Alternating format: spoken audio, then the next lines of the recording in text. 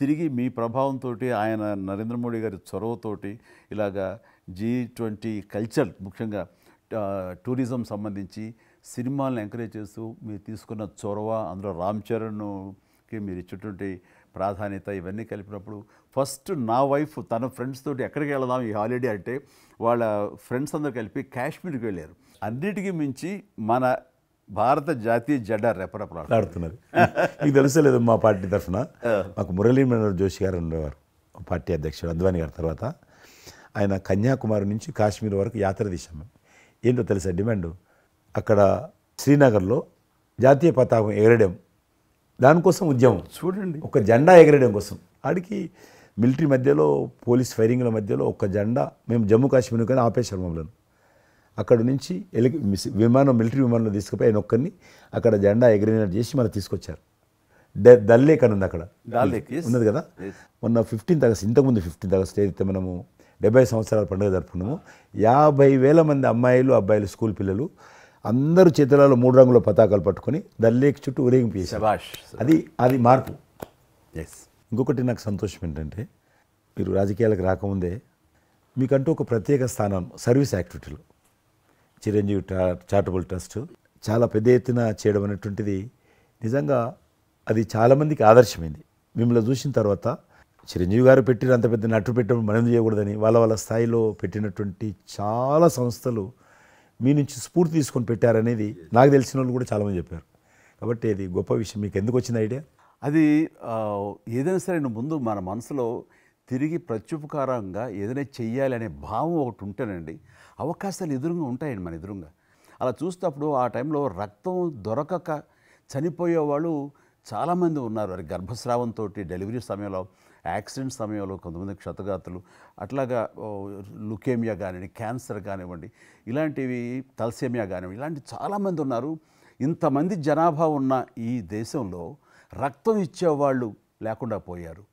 ఎందుకంటే రక్తం అనేది ల్యాబుల్లో తయారు చేసేది కాదు, ఒక మనిషి మరొక మనిషికి దానం ఇస్తేనే జరిగేది. సో ఆ మాత్రం ఆల్టర్నేటివ్ లేదు, లేదు, ప్రత్యామ్నాయం లేదు. సో ఇది కేవలం మంచి మనసుతోటి ఉండేవాళ్ళు ఇచ్చేదే. వాళ్ళని మోటివేట్ చేయాలంటూ నేను ఏం చేస్తానంటే, నా ఫ్యాన్స్ని ఫస్ట్ మోటివేట్ చేద్దామని దీని ఆవశ్యకత చెప్పడం కోసంగా షార్ట్ ఫిల్మ్స్ కానివ్వండి, ఎక్కడ పెడితే అక్కడ నేను ఇవ్వటం మొదలుపెట్టేసరికి ఈ రోజున రక్తం ఇవ్వటం కోసంగా ముమ్మరంగా ముందుకు రాగలుగుతున్నారు అంటే దాన్ని ఇనిషియేట్ చేసింది, దానికి ముందస్తుగా దాన్ని మోటివేట్ చేసింది నేను అని చెప్పుకోవడానికి నాకు గొప్ప విషయం అండి. కానీ మీరు ఒక ఉద్యమంలాగా తయారు చేశారు దాన్ని, ఒక మూమెంట్ లాగా తయారు చేసి మిషన్కి hats off to my fans and motivate అయిన ధర్మాత్ములు, మంచి మనసు ఉన్న వాళ్ళు ఎంతోమంది ముందుకు వచ్చారు. వాళ్ళందరికీ కూడా ఈ సందర్భంగా చేతులెత్తి నమస్కరిస్తాను. ఇక్కడ మీ గురించి నేను ఇంకోటి విన్నాను, మీరు ఏదైతే నా సేవా కార్యక్రమాల గురించి మీరు ప్రస్తావించారో అదే సమయంలో నేను కోవిడ్లో కూడా నేను కొంచెం యాక్టివ్గా ఉండి మా కార్మికులకి సంబంధించి 3 నెలల పాటు 4 నెలల పాటు నా మిత్రుల సహకారంతో నేను కొంత అమౌంట్ తోటి సినిమా ఫీల్డ్లో పనిచేస్తున్నటువంటి దాదాపు ఆఫీస్ బాయ్ నుంచి మొదలు పెడితే టెక్నీషియన్స్ వరకు కూడా మీరు చాలా పెద్ద ఎత్తున 4,000 మందికి నేను గ్రాసరీస్ ఇవ్వగలిగాను వాళ్ళకి బయటికి రాని పరిస్థితిలో. బట్ అదే పరిస్థితిలో మీరు దేశవ్యాప్తంగా, మీరు ముఖ్యం ఇక్కడ మన రాష్ట్రానికి సంబంధించి తెలంగాణలో మీరు ఫ్రంట్ లైన్లో ఉండి ప్రతి వాళ్ళని పరామర్శిస్తూ, ప్రతి హాస్పిటల్కి వెళుతూ ఎవరైతే ఆ రోజున ఫ్రంట్ లైన్ హీరోస్ ఉన్నారో వాళ్ళందరినీ పరామర్శిస్తూ మీరు అద్భుతంగా పెద్ద ఎత్తున చేశారు. అదే కాకుండా మన ఇండియా లెవెల్లో మీరు corona command control room, corona command control room మీకు మీ ఆధ్వర్యంలో జరిగింది. అప్పుడు మీరు చేసిన సేవల గురించి దేశం ప్రస్తావించారు. అంటే అప్పుడు నోడల్ మినిస్ట్రీ, హోమ్ మినిస్ట్రీ ఉండింది. ఏమైనా డైరెక్షన్స్ దేశానికి ఇవ్వాలన్నా, రాష్ట్ర ప్రభుత్వాలకు ఇవ్వాలన్నా, లాక్డౌన్ ఎక్కడ పెట్టాలి, ఎక్కడ పెట్టకూడదు, ఎప్పుడు పెట్టాలా, లాక్డౌన్లో ఏ స్థాయికి వెళ్ళాలా అన్నీ కూడా హోమ్ మినిస్ట్రీ ఇచ్చేది. నేను అప్పుడు హోమ్ మినిస్ట్రీలో ఉన్నాను. ప్రజలకు రోజువారీ అవసరమైనటువంటి 24 మినిస్ట్రీస్, 3 జాయింట్ సెక్రటరీస్ ఒక్కొక్క మినిస్ట్రీ నుంచి 8 గంటల చొప్పున హోల్ నైట్ టు డే 24/7 ఆ బ్యాచ్ కరోనా కంట్రోల్ రూమ్లో కూర్చోవాలి. ఆ రకం కూర్చున్నప్పుడు దానికి యాజ్ ఎ మినిస్టర్గా నన్ను ఇన్ఛార్జ్ పెట్టారు ప్రధానమంత్రి గారు, అమిత్ షా గారు. చాలా అద్భుతంగా నేను కూడా ఆల్మోస్ట్ 1.5 month ఆఫీసులోనే పడుకున్నాను. మిలిటరీ విమానాలలో ఆక్సిజన్ పంపించాను, మీకు తెలుసు. మిలిటరీ విమానాలు ఒక విమానం ఢిల్లీ నుంచి ఆక్సిజన్ తీసుకొని వస్తే గ్రీన్ ఛానల్ ద్వారా సికింద్రాబాద్ స్టేషన్ వచ్చేంత వరకు కూడా ఎక్కడ ఆగకపోయేది. అంత నెట్వర్క్ గ్రీన్ ఛానల్ అంటారు. ఆ రకంగా విమానాల ద్వారా. నేను గాంధీ హాస్పిటల్కి ఆల్మోస్ట్ 12 సార్లు పోయాను లోపలికి. ఎవరైతే వెంటిలేటర్ మీద పేషెంట్స్ ఉంటారో, నేను బుక్ ఒకటి ప్రింట్ చేశాను, వెంటిలేటర్ మీద పేషెంట్ దగ్గరికి వెళ్ళి దగ్గరగా మాట్లాడాను, దేవుడి మీద భారం ఇచ్చి తిరిగాను. ఆ రకంగా ఎందుకు వెళ్ళానంటే ఏదో పబ్లిసిటీ కోసం కాదు, డాక్టర్లు పనిచేస్తున్నారు ఆడ, నర్సులు వాళ్ళకి పనిచేస్తున్నారు, మోరల్ సపోర్ట్ ఇవ్వడం కోసం. ఆడ శానిటేషన్ సిబ్బంది పనిచేస్తారు, క్లీన్ చేయడం. వాళ్ళు పనిచేస్తున్నప్పుడు మనం వాళ్ళని గాలికి వదిలేసి మీరు పని చేయండి, మేము రాజకీయ నాయకులము, మేము ఇళ్ళల్లో ఉంటాము, మేము రాము అని కూడా దాన్ని తట్టి నేను లోకల్గా ప్రజాప్రతినిధిని, ఎంపీని అని చెప్పి మా ఇంట్లో భయపడుతున్నా, అందరూ భయపడుతున్నా, ప్రెస్ వాళ్ళందరూ వచ్చేవాళ్ళు. ప్రెస్ వాళ్ళందరినీ గేట్ కాడ బయట మెయిన్ గేట్ కాడ ఆపాడు. ఇక నేను పోయేవాడిని, మొత్తం చూసేవాడిని. ఆ సూపరింటెండెంట్ కూడా నాతో పాటు లోపలికి వచ్చేవాడు ధైర్యం చేసి నేను వెళ్ళినప్పుడు. ఆ రకంగా పూజారులు ఉంటారు దేవాలయాలలో, పూజారులు కూడా చాలా పేదవాళ్ళు ఉంటారు, మీకు తెలుసు. వాళ్ళకు దేవాలయాన్ని క్లోజ్ అయినాయి కదా, ఆ టైంలో పూజారులందరికీ గ్రాసరీస్ పంపించడము, మీలాంటి వాళ్ళ దగ్గర పెద్దవాళ్ళ దగ్గర సాయం తీసుకొని మా కార్యకర్తలకు పంపించడము, పోలీస్ స్టేషన్లో పోలీసుకు పంపించడము, హోంగార్డ్స్ పంపించడము, ఈ రకంగా నేను కూడా కొద్దిగా గొప్ప చేశాను.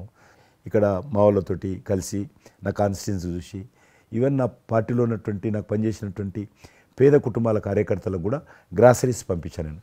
ఆ రకంగా కూడా వర్కౌట్ చేశాను. మీ కుటుంబంలో కూడా చాలామంది మీకు బంధువులు సినిమాలు వచ్చారు.